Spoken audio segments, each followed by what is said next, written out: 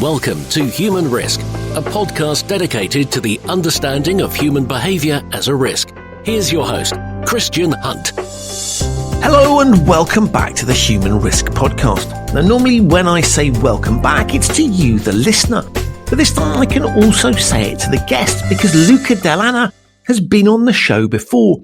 He originally joined me in February, or was it March of this year, and we spent a lot of time talking about COVID.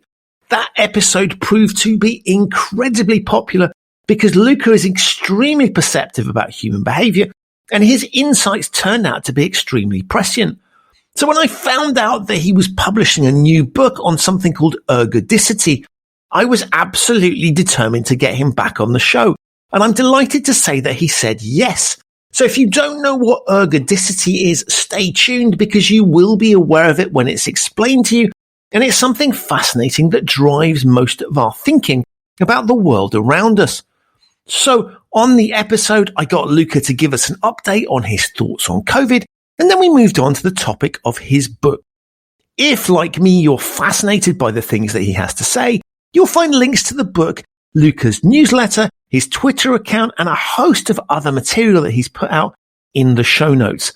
So please sit back and enjoy my second discussion with Luca Dellanna on COVID and ergodicity. Luca Dellanna, welcome back to the Human Risk podcast. Thank you, Christian, for inviting me back. It's amazing to have you, and I'm really excited because the last time we spoke was, well, it feels like years ago, Luca, but I think it was a few months ago, and it was round about February, March time when COVID was just kind of becoming a thing for us in sort of particularly in Europe. And your predictions then, and I'll put a link to that episode so that listeners who haven't heard it can go and take a listen, turned out, perhaps unsurprisingly given your area of expertise, to be incredibly prescient. And you made a number of predictions and comments that I thought were smart at the time, but with hindsight turned out to be super smart. So before we go on to talk about your new book, what I wanted to pick up was your thoughts on COVID, what you've learned, where we stand now, and your kind of observations that over the period that we've all experienced. Yes, I will start with the fact that those weren't predictions, they were possibilities. So on one side, whoever says that knows exactly the direction in which this virus will go is lying. On the other side, he's also lying most of the people who say that they know exactly what will not happen when there are properties that make it possible. And for example, a virus has a property which is very contagious. So unless you assume that some very specific precautions are taken, you cannot rule out some scenarios, such as the virus continues to spread. One thing in particular that I think we cannot rule out is that mortality will stay low. Because thankfully, one big difference between now and March is that in March, mortality was extremely high, and now mortality seems to be lower. And part of it is due to the fact that there were a lot of asymptomatics that we didn't know about in March. So we were only seeing the most severe cases. But also on an absolute basis, less people are dying now than in the worst moments of the spring. Is it a trend that will continue or not? There are different hypotheses. I do not think that we can rule out that mortality will go up. And I have a couple of theories on that. The first one is that mortality depends on viral load, which basically means how much virus you inhale will determine also, between others, how strong will the effect be on your body. So if you inhale a lot of virus, then your body will have a worse reaction than if you inhale just a little bit.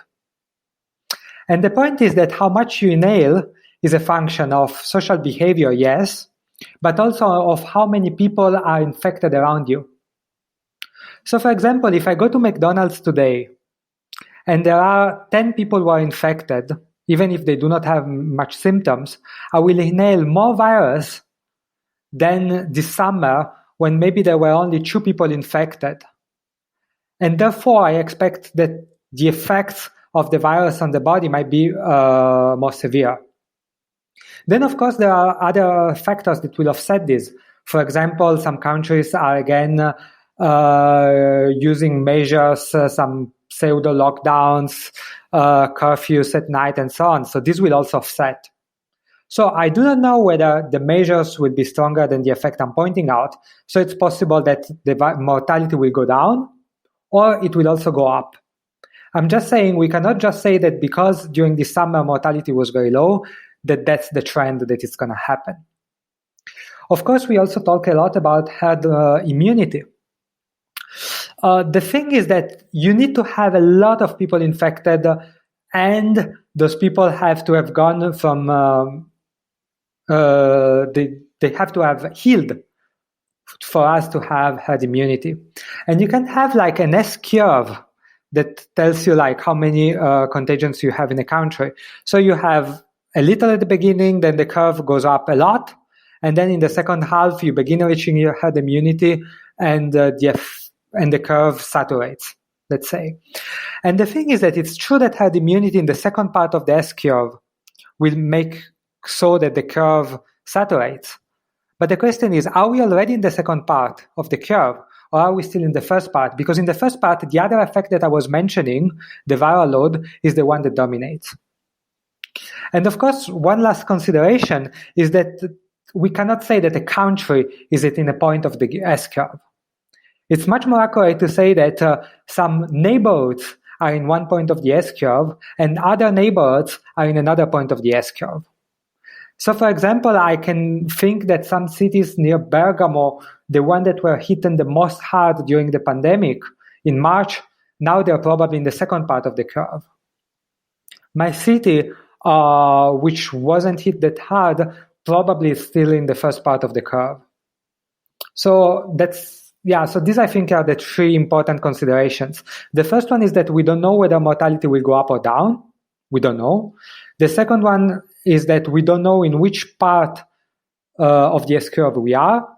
And the third thing is that we cannot think at the country level because there are differences between cities, and that's what we should focus on. That latter point I find really fascinating, because if I look at where I'm based in the UK, who I don't think anybody would argue, except perhaps the government themselves, that it's been an exemplary performance. But if you look, that shift happened. There was a lot of talk around national things. And it always struck me that it's the same thing as a CEO of a large organization talking about the global position of the firm to the workers, as if they kind of care, because it doesn't work the same way for them.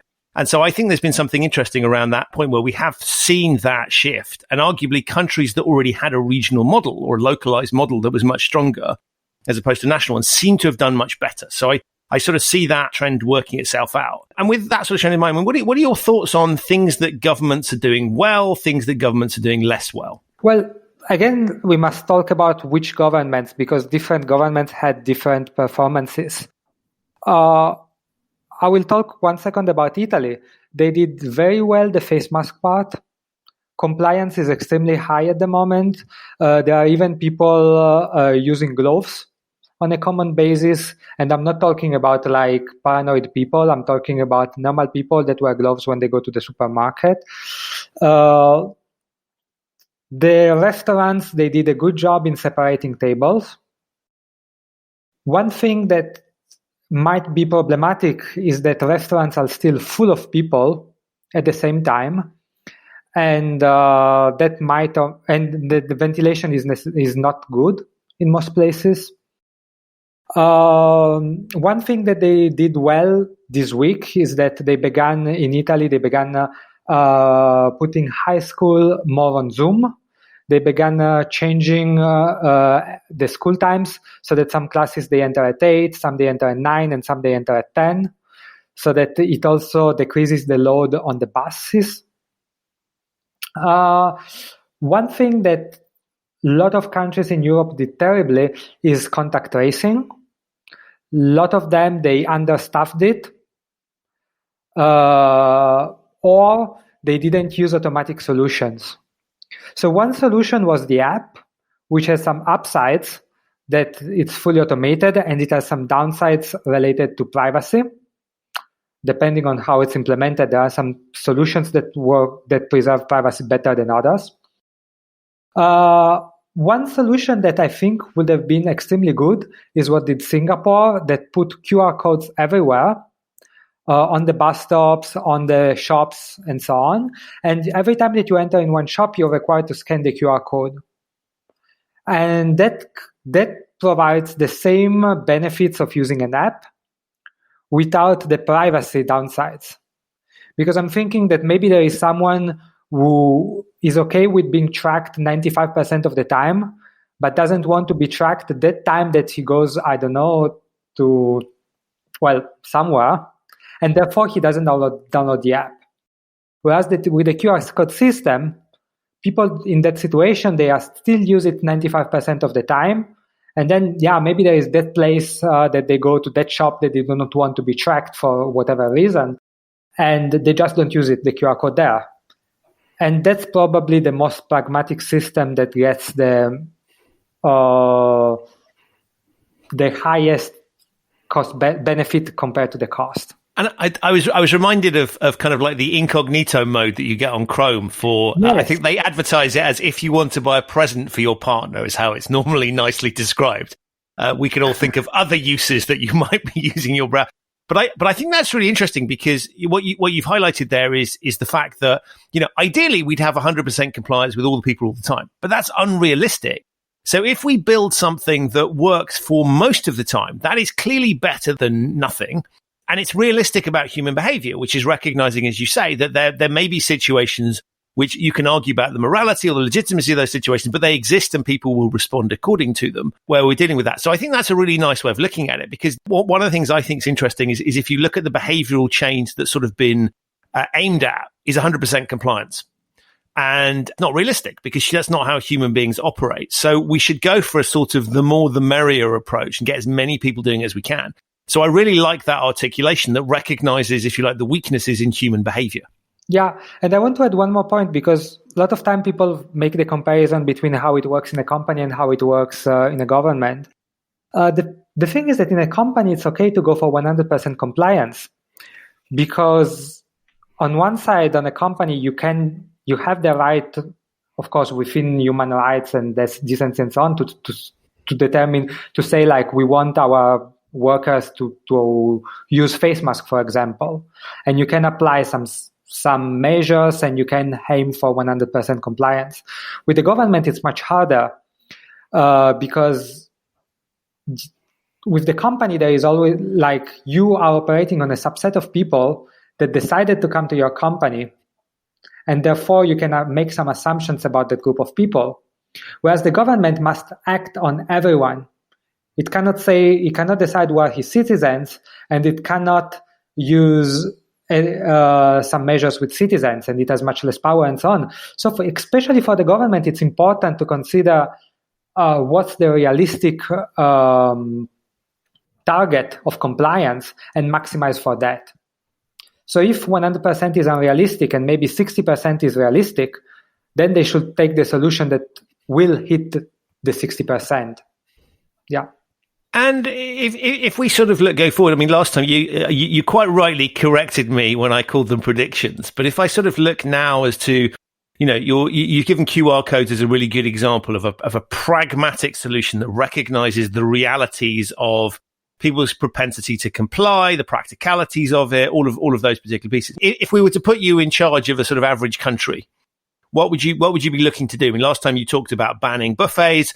Sadly for me, you talked about banning Oktoberfest. I mean, there are a whole load of exciting things that I used to enjoy, but I recognize, probably aren't appropriate in the current environment. What would your big sort of policy targets be? Well, I think that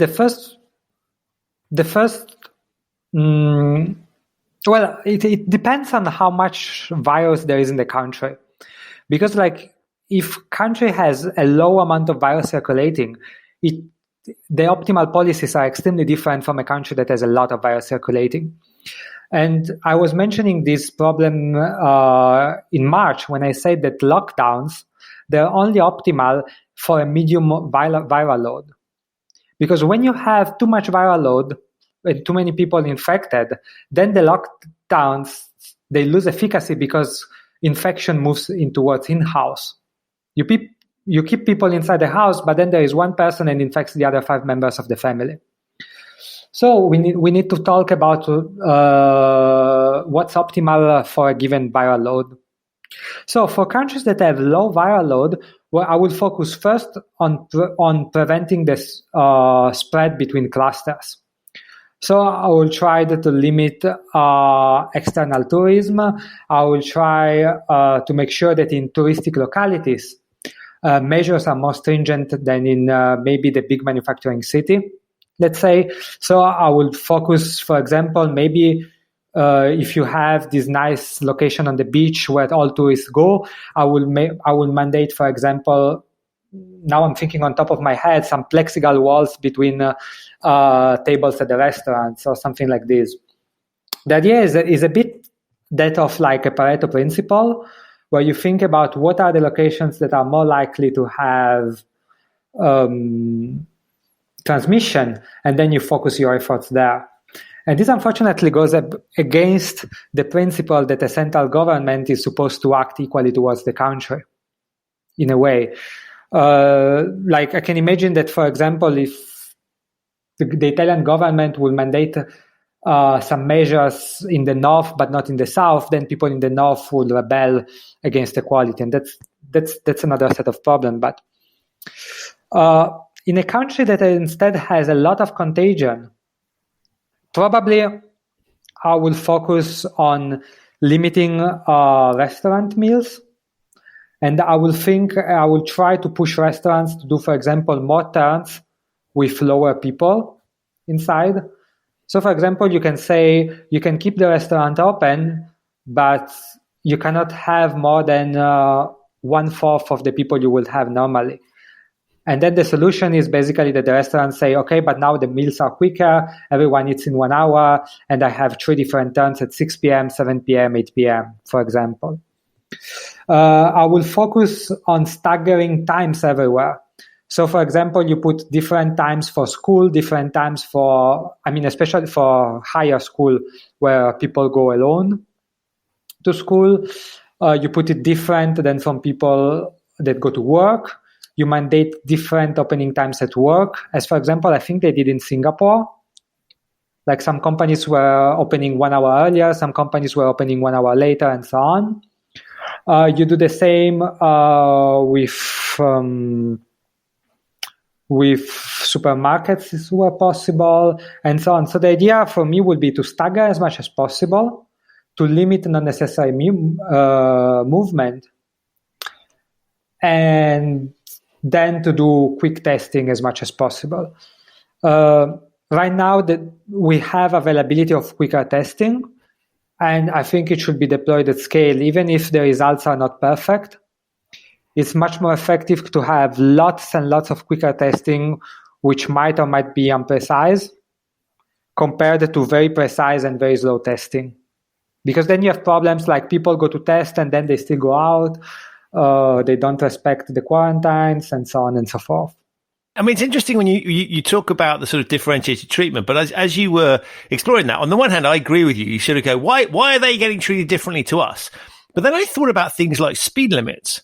And actually, we do have lots of examples where we are allowed to vary things according to the underlying risk. And so I think this is a really interesting piece where if you approach this thing logically, and I mean, by thing, I mean both the virus, but also people's behavior, then you're going to get some really bad answers. What you have to do is look at the, so this is, I think, a classic example of sort of, we need to look at the substance rather than the form. And many of the tools that we seemingly deployed are sort of blanket, one size fits all. We'll do it to the whole country. We'll do things that are easier. We'll come up with kind of arbitrary pieces. I mean, here in the UK, they said the pubs must close at 10 o'clock. What did that do? Well, it drove everybody out on the street at precisely the same time. And if you're in London, everybody's hitting the London Underground precisely at the same time because you forced that on them. And so this, if you like, it's sort of theoretically perfect, practically flawed view of the world, I think is really interesting because it's challenging some of the ways that we think about behaviors. And so I think we have to reach into the toolkit for things like speed limits and look at the underlying piece. And I really like the way you articulated the rationale behind it, because I think one of the other challenges is people intuitively understand what seems to make sense and what's stupid. And clearly, if you just create arbitrary rules that everybody can see as an arbitrary rule because it's easy for you as a regulatory authority or a government, that's when you're more likely to get people rebelling against it because they know it's not meeting the target and it's just box ticking. Yeah, and yeah, exactly. And I would add one more thing on this, because one of the problems is that, like, centralization, I used to say that centralization is only efficient when viewed by the central observer. And the problem is that the benefits of centralization, which is usually scales more slowly than the problems. And the problems is this lack, this one fits all. So very early in the pandemic, I think on the 6th or 7th of February, I proposed this modus operandi that I called fractal action. And the idea is that you determine, you divide the countries in a fractal way. So, for example, you have the country, then you have the regions, then you have the counties, or the provinces, then you have the counties, then you have the cities, then you have the neighborhoods, and then you have the blocks. And then you make a criteria on which you assign, for example, green, yellow, red, depending on the local transmission. And then you make the rule that each element is at the highest risk level of one of its components. So, for example, if any of the neighborhoods in my city are yellow, then the city becomes yellow level, even if it would be on average green. That last consideration doesn't go up more than one level. And then you have this list of procedures of safety measures which are ordered in cost-benefit level.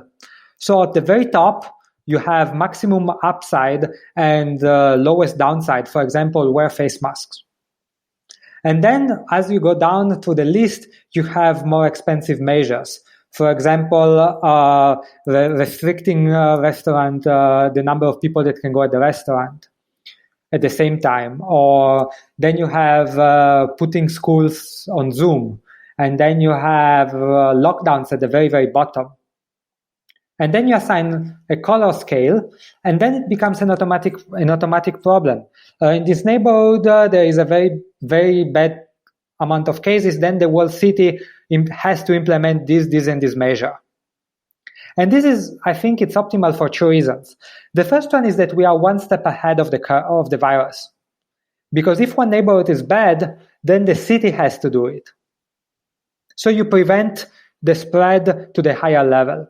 And then the second advantage is that if you have this list of ordered measures from the lightest to the heaviest ones, and you have an objective system to decide where you are there, for example, how many cases have been detected in the last week per number of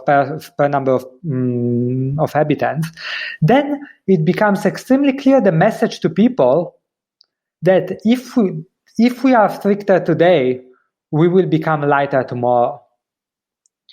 Because right now, a lot of people are like, if we give a bit of authority to the government, then they're gonna get us into lockdown and we're not gonna exit for 6 months.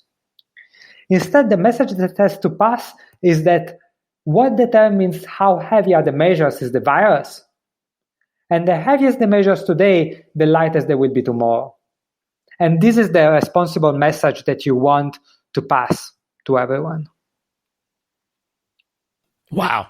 I love that. Because it's so simple and I think reasonable. I don't think anyone could argue with that piece, because it's based on you are suffering if it is sensible for you to suffer, yes, as opposed to you're just suffering because we've made an arbitrary decision.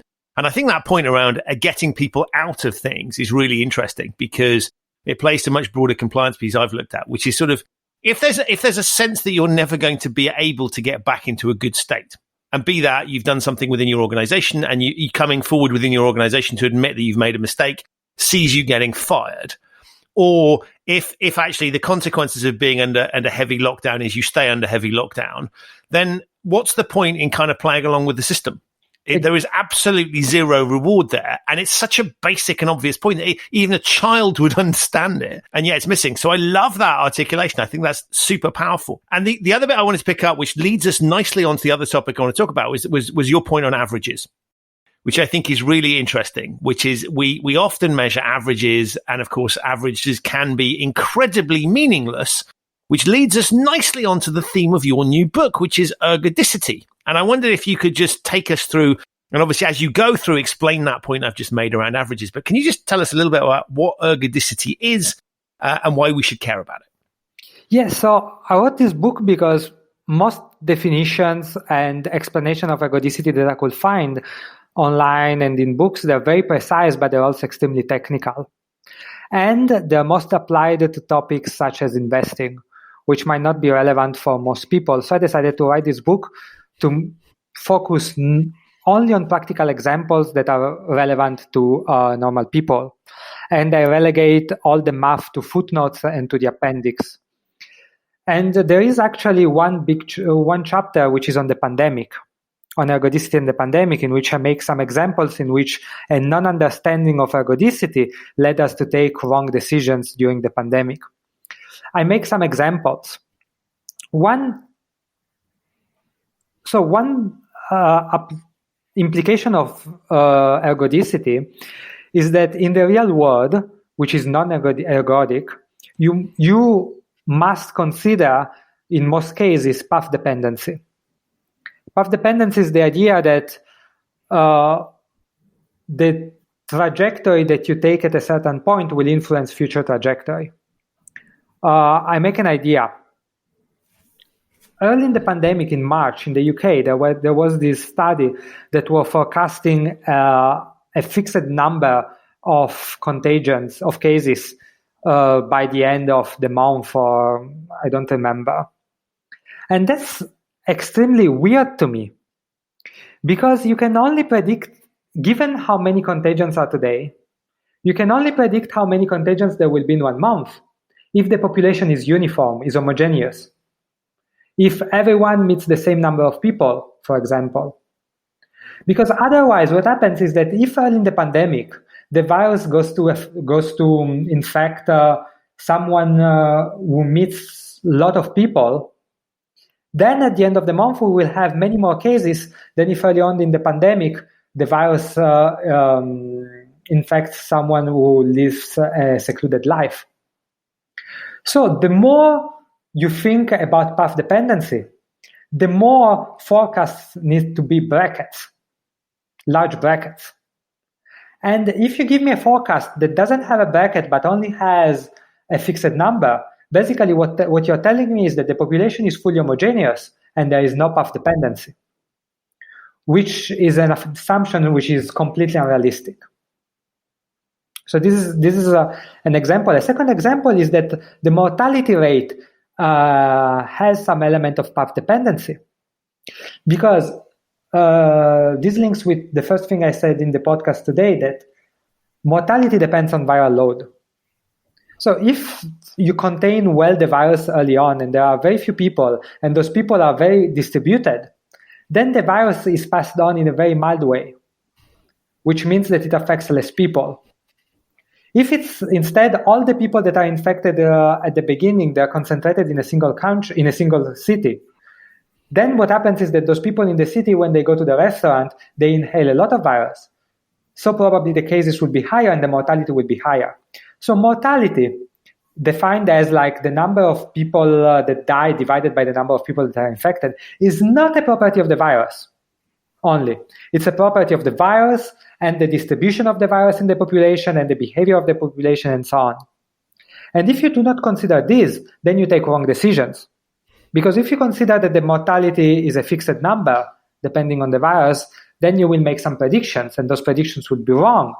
Whereas if you consider that mortality depends on the distribution of the virus, then you understand that some other measures become more effective and other measures less effective.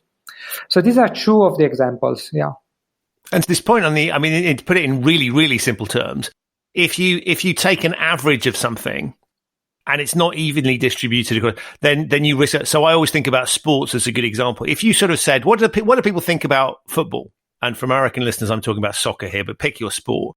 You could go, well, the average person sort of likes football. But that would miss the point in that there are millions of people who love it and who pay huge amounts of money to watch it and follow the team. And there's millions of people that hate it. And so if you were to try and concoct a thing that sort of says, what do we think the average person, you'd actually probably find there wasn't somebody that sort of had that average feeling about football, because generally speaking, it does polarize people into you either like it or you don't. And I think that's this is a super powerful thing that if we like things to be simple. So we take and we're taught at school averages are valuable. They're helpful, useful information to allow us to assimilate a complex data set. And what you've just beautifully highlighted is actually it's really dangerous if you're making presumptions off the back of that, particularly when it comes to things like COVID, for all the reasons that we've outlined, because you're not actually reflecting the realities that's there. That average is super misleading. Exactly. And then I make one last example, which is very relevant to this podcast. I say that behavioral change is non-ergodic. And by this, I mean that in a company, you can have a manager that reminds every week their employees about some behavior that they must have, for example, wearing protective equipment. And if he only reminds once a week, then he can go on for his whole lifetime reminding them, and he will not achieve any change whatsoever. Whereas a manager that reminds many, many times a day for 1 week, maybe he will achieve change, and then he doesn't have to remember them for the rest of his career. And this goes is a good comparison with the measures that we're having now. Stringent measures in one country can achieve a much more effective than medium measures for a very long time. And they have a lower cost, because you can shut down a country or you can shut down some schools or something for 1 month. I mean, it's going to be painful, but it's doable. It's much less doable to shut down a country at 2/3 level for 6 months. And those things are not equal, and that's because of non-ergodicity, and that's one consideration that has been missing from the public debate. And once one starts to think about this stuff, it's absolutely fascinating because it's kind of everywhere, right? You've highlighted. I choose a silly example about sport. You've highlighted Corona, but there are lots of business and government decisions, and all of us actually day to day are taking decisions based on presumptions of the world, based on, put it in simple terms, as you say, based on a presumption that it's an ergodic environment. And of course, as you've illustrated those Corona examples, it's not. So how do we, clearly reading your book is a good answer to this question, and I encourage everybody to do that. But so how do we even start to think about this piece? Because I come back to the point around education, because literally we're taught these simple sort of, I guess heuristics that from a young age that we're programmed in to sort of simplify the world in a way that feels neat. And yet, as you've highlighted, the world's a bit more complicated. So what do we even do to start managing that? Well, the funny thing is that our instincts, they're made for a non-ergodic view of the world. They already know that the world is non-ergodic, and they nudged us in the right direction. Whereas most of the root causes of our behaviors that consider the world as ergodic and make us take wrong decisions, they're stuff that we learned at school, or that we learned by logical arguments, or that we learned when someone told us like, oh, you must maximize the short-term result. So it's much more about unlearning rather than learning other things. One of the points that I make in the book, for example, is that moods and fears together, their effect is that they approximate the Kelly criterion. So the Kelly criterion is a betting strategy, which you can summarize as never go all in, and how much you bet depends on the odds of winning, which are very banal considerations when everyone says duh. And the point, though, is that when you look at how people invest, when you look at how people take decisions with their own career, they actually do not consider this. They actually go all in. There are people that go all in their career, meaning that when the day they graduated, they decide a company and they spend their whole career in that company. That's a way of going all in. or that they buy a house as very, very early in their life. That's another way of going all in. And of course, doesn't necessarily mean that it's wrong, but it means that it has some risks which are hidden, and you must think about them. And then it's totally possible that you know about those risks and then you still take the decision and then it's the right decision, but you must know about it. And I make one example that until I actually run the numbers while I was writing the book, I will never believe that it's true. And it's that the redistribution is good for you even if you are the top performer. Because usually we have this way that the redistribution benefits the lowest performers and hinders the better performers. But actually it's not true. It's true in an ergodic world, which doesn't exist, and it's false in a non-ergodic world. I make you a very simple example. I make this game. I have a basketball and I shot it. And every time I make the shot, I double my money. And every time I miss the shot, I halve my money. I start with $100. I make the first shot, I go to 200, I miss the second shot, I go back to $100, nothing changed. Now I play with a friend. And with my friend, we redistribute, which means that after each shot, we pull the money and then we divide it equally. And I make the first shot and my friend misses the first shot. I go to $200, my friend goes to $50. We pool, it's $250, we halve it and we have $125.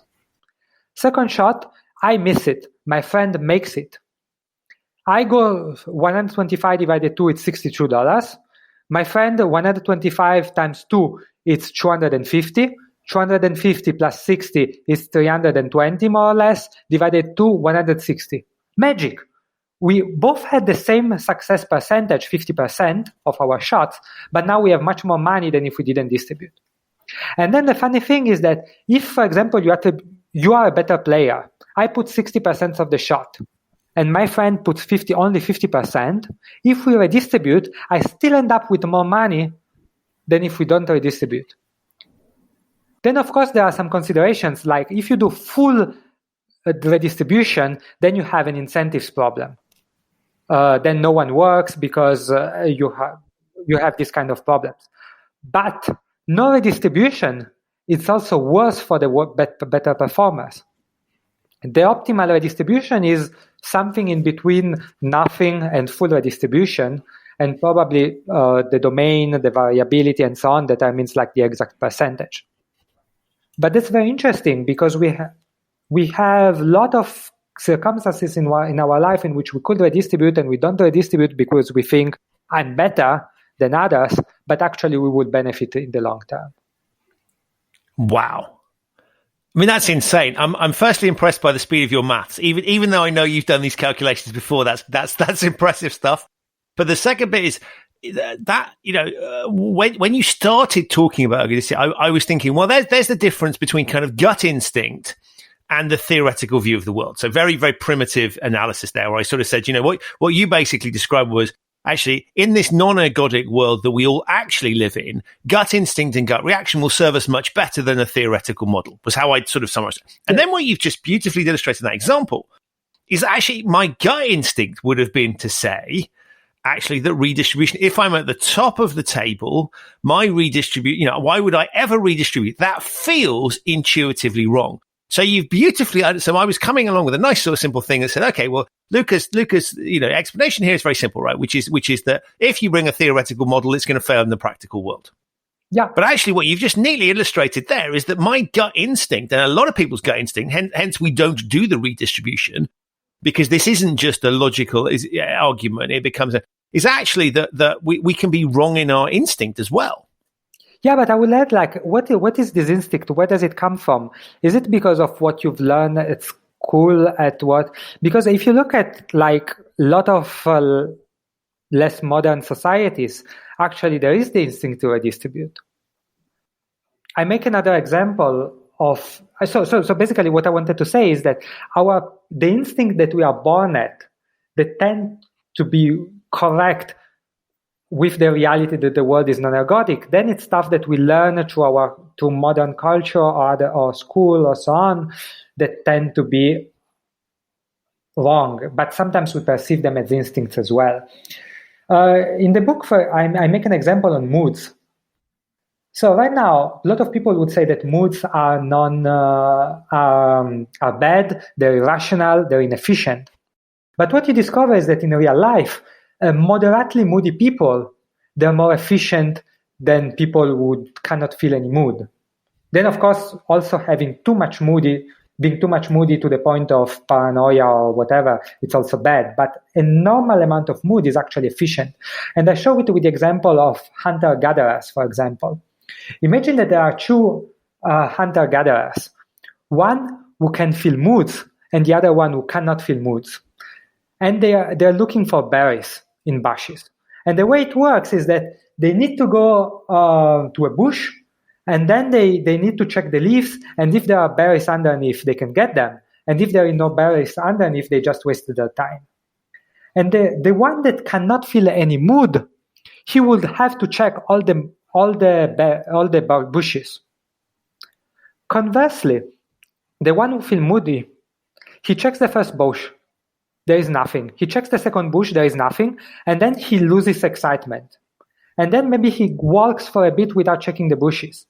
And then he checks another bush. He finds berries. Then he's excited. And he checks the next bush, and there are berries as well. Now, this doesn't make sense in an ergodic world in which the resources are equally distributed in the territory. But in the real world, berries, they stack together. Because maybe here there is fertile soil, so it's full of berries. And maybe in another place, the soil is infertile and there is no berries. So the moods, they allow you to adapt to a dishomogeneous environment. You get less excited when the environment is bad and you do not waste resources, and you move away from that environment and you move towards an environment which is full of resources, and then you get excited, and there you expend your energy and time where it's the most productive. Wow. Then, of course, there are excesses in moods, and usually we take care of it with other primitive feelings, for example, fear. So even if you get too discouraged, then maybe you have fear of going bankrupt, or you have hunger, and then that makes you check the bushes again. Or the other way, you have other instincts that prevents you to go to the excesses of moods and so on. But what I'm saying is that I'm showing in the book that a lot of irrational, what people say that it's irrational instincts or moods and so on, etc. Actually, what they do is that they give us algorithms that approximate the optimal solution for a non-ergodic world. And I think it's fascinating. Wow. So much. I think that's really interesting, because as you say, we associate kind of clear-headedness, calmness with efficiency. And actually what you just neatly outlined is that it is super efficient, as you say, I guess to use your food example, right? In a supermarket where everything's laid out in front of us, I don't have any of those concerns. But actually in the real world, where food doesn't present itself in plastic trays, neatly sorted on shelves, that makes a lot of sense. I can't help wondering, actually, it's fascinating when you look at all these pieces that sort of, when we think about cognitive diversity and the way that we get better outcomes as a society, it is tapping into all of these things. So rather than historically shutting them out, which a lot of structures that we have in society do, we should kind of be bringing those out a little bit, which plays nicely to that theme of cognitive diversity that's out there at the moment, and diversity in general, which is actually these foibles and quirks and weird things and unhelpful processes are actually the essence of what's being human. And if we want to get the most out of society, to your point, it's around letting those into the room. And therefore, we do want those awkward moments. We do want those strange moments. We want those moments of conflict in a limited way, clearly, that will produce some amazing things. So I think that's a really interesting link into one of those kind of, that theme of cognitive diversity. Yeah, and that's something that, this idea of diversity is extremely important, because you can see that all over the natural world, the answer to the question, what is optimal, the answer is always a spectrum. That's also like, if you notice, for example, we humans over the last century or so, we became much taller, but we didn't lose variance. on our height. And the same applies to a lot of other things, like natural selection tends to move the average, but tends to keep the variance. And that's because variance is usually the best answer. Like a spectrum of solution is usually a better answer than the best solution, because the best solution assumes a static environment. As soon as you have an environment which changes, then naturally you need to have a spectrum of solutions to answer the different possibilities in which it will change. So definitely, diversity is extremely important, and it's important even when in the present time it looks suboptimal, because that's the whole point. You take something suboptimal today because it's what's going to be optimal tomorrow. So all the ideas like having only one kind would be more efficient, or would be more optimal are completely missing the point. In a way, if you look at some of the narrative that Hitler used, for example, talking around there was going to be this purity of race and all these pieces, actually, and that was presented as this is a very natural outcome, right? We are them, and even just the phrase master race. Actually, it's very interesting when you look at your particular piece, you say, well, let's ignore whether that's morally right, but from a natural scientific perspective, that's stupid. And that doesn't cater for exactly. So in a way, the master race would see itself not being quite so masterful as a result of the dynamics you've talked about. Yes, so there are a lot of problems around some visions of race and so on, and Nassim Taleb talks about them extremely well on Twitter, and so I won't repeat them because he's much more concise and clear on that.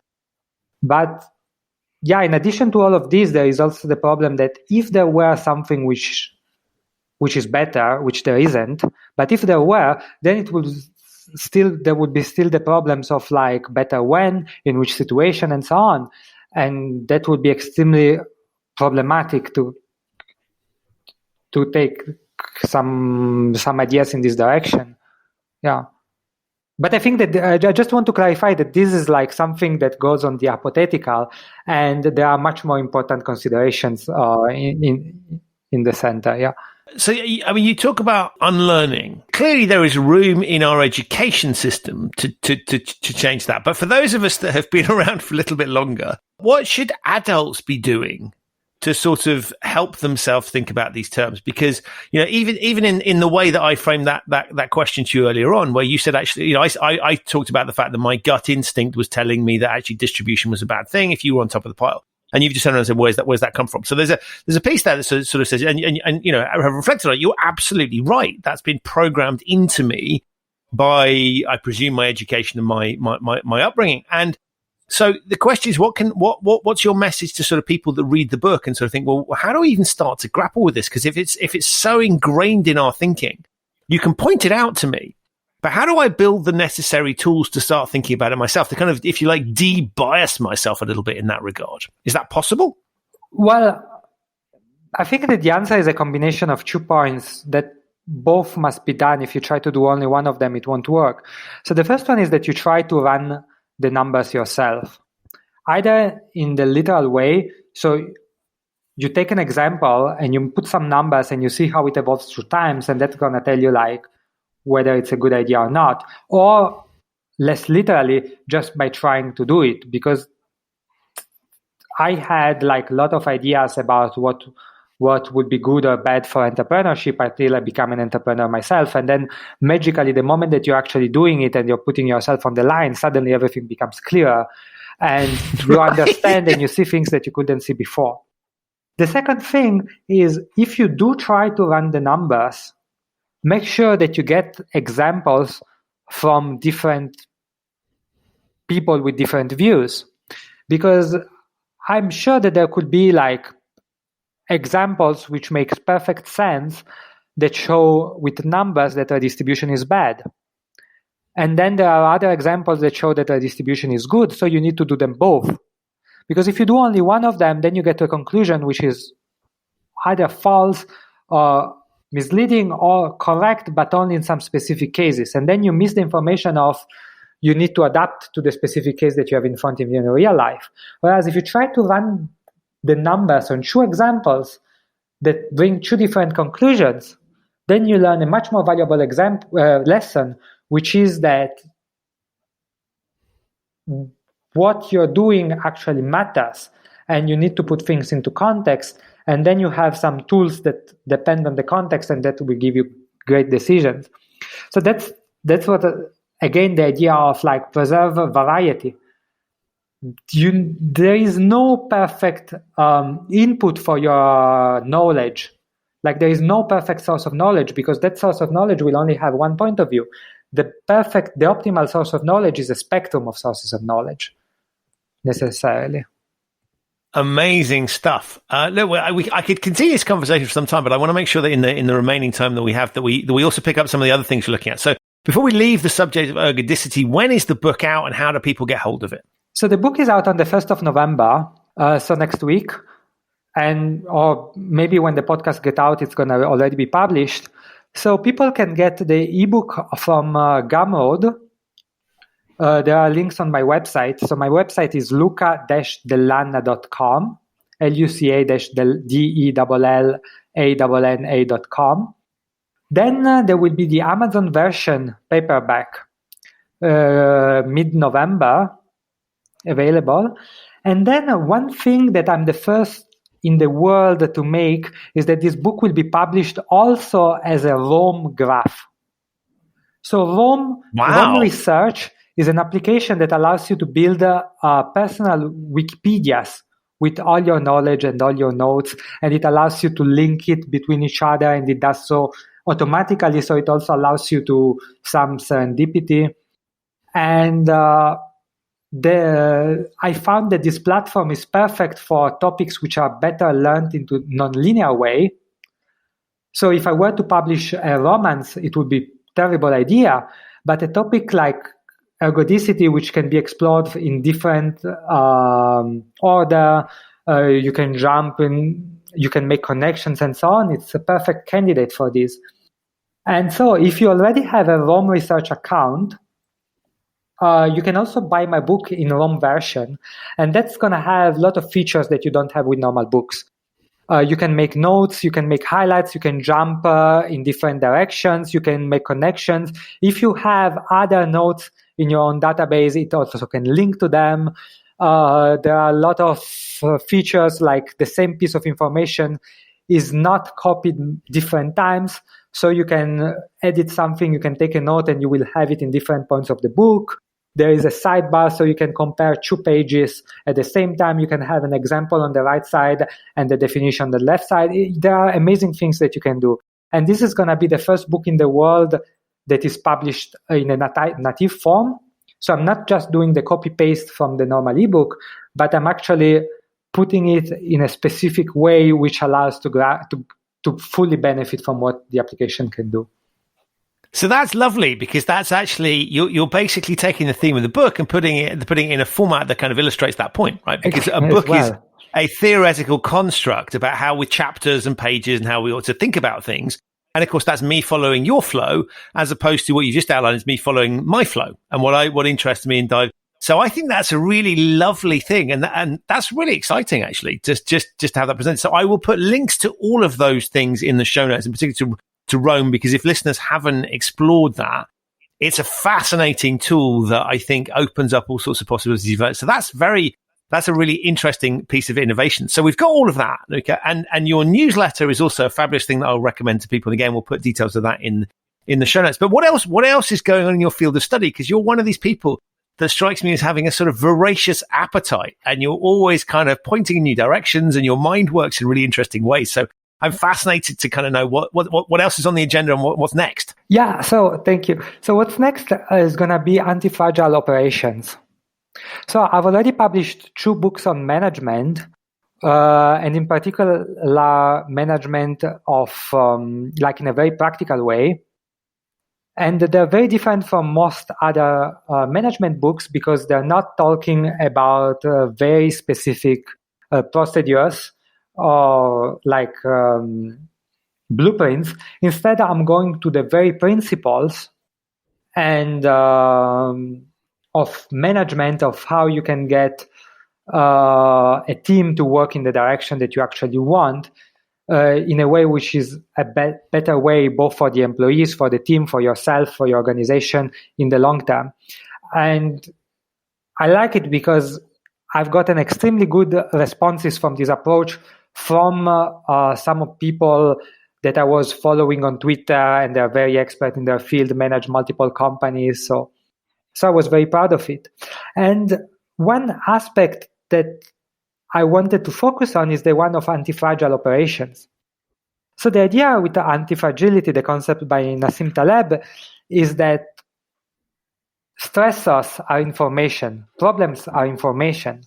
And if you allow problems to damage you or in some way, then yourself or your organization will adapt in a way that is more fit to the environment. It predicts future changes in the environment, and it makes you stronger. So this is something that all companies want to have. And in this book, I will explain the principles in which a company can make itself anti-fragile. But it's going to be extremely practical. So I won't almost touch the theory, and I will say instead what are the actions that they can be taken on a weekly basis to make sure that your company will actually systematically benefit from problems. It will build a culture of surfacing problems and benefit from them, rather than hiding them under the rug. Wow. Well, and I think particularly in the current climate, right, we've all seen, and last time we spoke, we talked about supply chains, which is the economically smart thing to do. Let's have as little stock as possible, and we'll supply just in time. We need it because that's cheap. And as you rightly highlighted, that's not particularly anti-fragile. So I think that's a really very timely, possibly a little bit too late, you might even argue, but at least we can learn from the pandemic. But that's a fascinating book of work. So I guess the final question for me then Luca is where do you get your ideas from? Because it's so refreshing to see someone that kind of meanders around, and your entire sort of book of work, if you like, is logical and it all sort of fits together.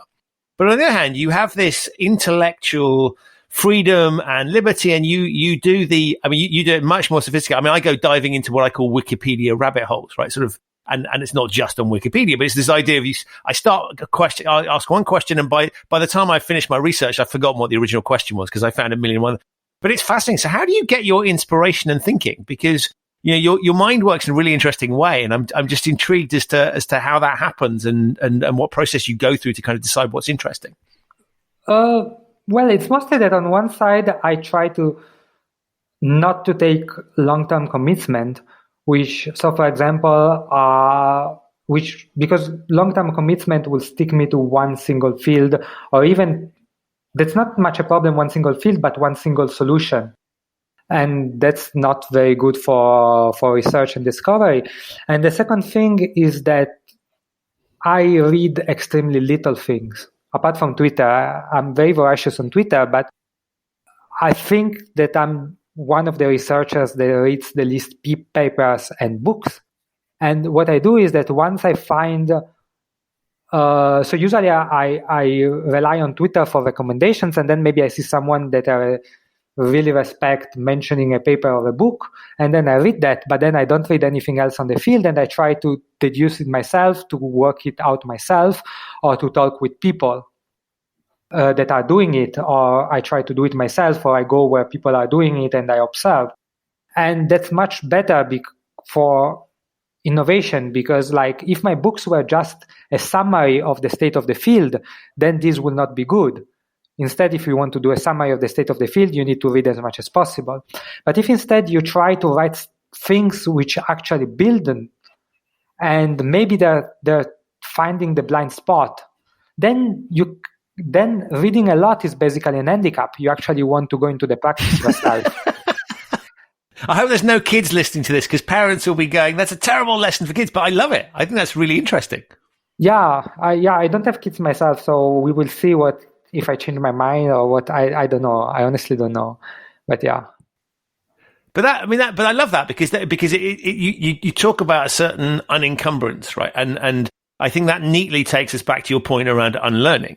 And I think one of the things is, if you're exploring a new topic, if you have read every single book on that topic, clearly that's going to influence what you think. And so I like this idea of freedom to kind of explore and take things in area. And as you say, there's plenty of other people that can summarize stuff. And actually machines can to a certain extent. So the fascinating bit here is to say, well, actually, where does that take me personally? And so I think that's it's a very authentic approach, but it leads to some really interesting ideas. So I love that as a parting inspiration for my listeners, which is actually the counterintuitive: read less, think a little bit more, and do some exploring. And I think that's a brilliant note on which to end. So Luca, once again, we've just literally scratched the surface of the things that you're looking at. But thank you so much. I'll put links to all of your stuff, your Twitter account, your newsletter, the book in the show notes. But once again, thank you so much for appearing on the podcast, because it's been an absolute revelation and a supreme pleasure. Thank you so much, Christian. Thank you so much. So that's it for another episode of the Human Risk Podcast. My massive thanks to Luca for appearing and to you for listening. To get links to Luca's website, his social media accounts, and to find out how to order his book and subscribe to his amazing newsletter, all of those things detailed in the show notes. If you haven't heard my previous episode with Luca on the Human Risk Podcast, I highly recommend listening to that as well. There's a link to that in the show notes, but you'll also find it wherever you found this particular episode. I will be back very soon with another episode of the Human Risk Podcast. But in the meantime, please stay safe. Thanks for listening, and I'll see you very soon.